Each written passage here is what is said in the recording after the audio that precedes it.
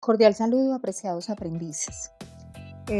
Según el acuerdo que habíamos hecho, quedamos en los instructores en que les íbamos a dar como varias explicaciones de las cosas que teníamos que hacer y luego más adelante definíamos lo de las actividades. Igualmente ahí en la plataforma como quedamos hay un foro de discusiones, hay un foro de dudas e inquietudes donde ustedes pueden preguntar todo lo que quieran. Los instructores, en el caso mío, pensaría que todos tenemos 24 horas para responder. Este video sencillo es básicamente para los que no han diligenciado la ficha de caracterización de la empresa o los que ya la diligenciaron y tenían aún algunas dudas frente a eso. Entonces, la ficha de caracterización, como les había dicho inicialmente, es un documento donde nos dice cómo es la empresa, qué es la empresa con la cual yo voy a trabajar. Entonces, hay unos encabezados, están los nombres de los aprendices, luego viene la razón social. Esta se define como la denominación por la cual se distingue colectivamente una empresa de hoy, es el nombre oficial y legal. Después viene el NIT,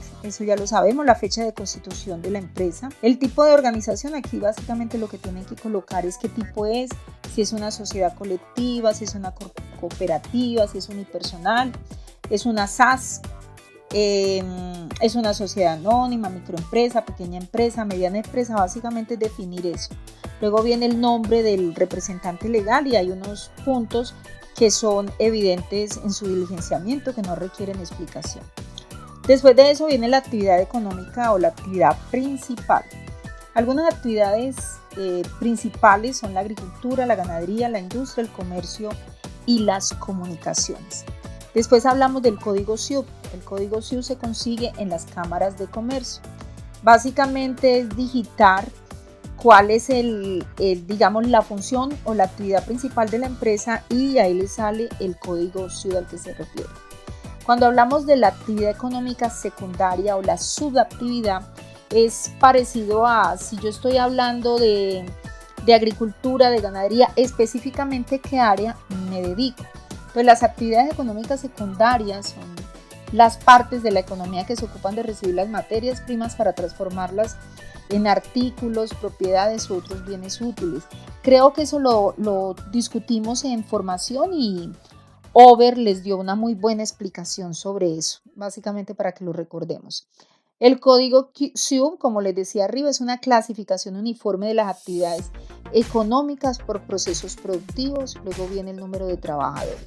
La misión de la empresa es la razón de ser, eso debe estar publicado. La visión es la proyección de la empresa, para dónde en términos de años, en términos de tiempo va la empresa. Valores corporativos son la tarjeta de presentación de la empresa, pues actúan al mismo tiempo como la brújula para definir los objetivos. La estructura organizacional es como presentar qué tipo de organigrama están utilizando en este momento. Dentro de la clasificación de la empresa también hablamos de los sectores, por ejemplo, el sector económico, que son los sectores primario, secundario, terciario, cuaternario, quinario, que esto también hicimos una actividad en la formación y es muy fácil de encontrar en la web y en los documentos que están en el material de apoyo, nos orientan muy bien para definir qué tipo de empresa es. Por ejemplo, el sector terciario son todas las empresas cuya actividad es prestación de servicios, ya sean comerciales, de hostelería, sanitarios, financieros, de transporte, comunicaciones.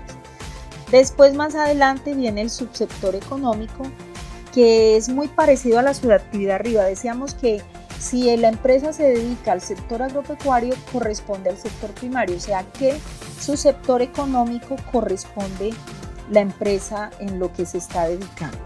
Después viene otra información que es muy fácil de llenar, es muy fácil de diligenciar.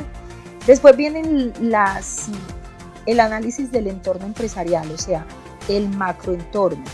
Están las variables PESTA, políticas, económicas, sociales, tecnológicas y ambientales. Cuando hablamos de las variables políticas, están formadas por las leyes, las agencias gubernamentales, los grupos de presión que influyen en los individuos o organizaciones de una sociedad. Entonces aquí nos dicen cuáles son las oportunidades o amenazas dependiendo de ese tipo de variables y dependiendo en el entorno en el que se mueva la empresa. Cuando hablamos de variables económicas, las empresas tienen consumidores, inversores, políticos. En general, todos los ciudadanos deben tomar continuamente decisiones económicas que se ven afectadas. Entonces, ¿qué oportunidad y qué amenaza tiene la empresa en relación a las variables económicas en las que se mueve, en relación a su tipo de consumidores, en relación a las políticas que existan, en relación a los inversionistas o a los mismos proveedores? Cuando hablamos de las variables sociales, las variables sociales es el entorno social de un sujeto o de una empresa está conformado por condiciones de vida y de trabajo, los estudios que ha cursado, su nivel de ingresos y la comunidad en la cual pertenece. En el caso de las empresas, las variables sociales tendrían mucho que ver socialmente cómo se mueve la empresa, y también recuerden que todas estas variables están relacionadas. Las políticas, las económicas, y cuando hablamos de las sociales es el entorno, el tipo de personal, el tipo de clientes, el tipo de personas, cuál es el perfil real de la empresa en ese entorno. Las variables tecnológicas se refiere a la suma total del conocimiento que se tiene de las formas de tener las cosas. O sea, ¿qué variables o qué oportunidades y amenazas tiene la empresa con respecto a las variables tecnológicas que se están moviendo en este momento? Yo creo que este sería, en este caso, uno de los puntos más relevantes para marcar, porque mira que todo se está volviendo digital.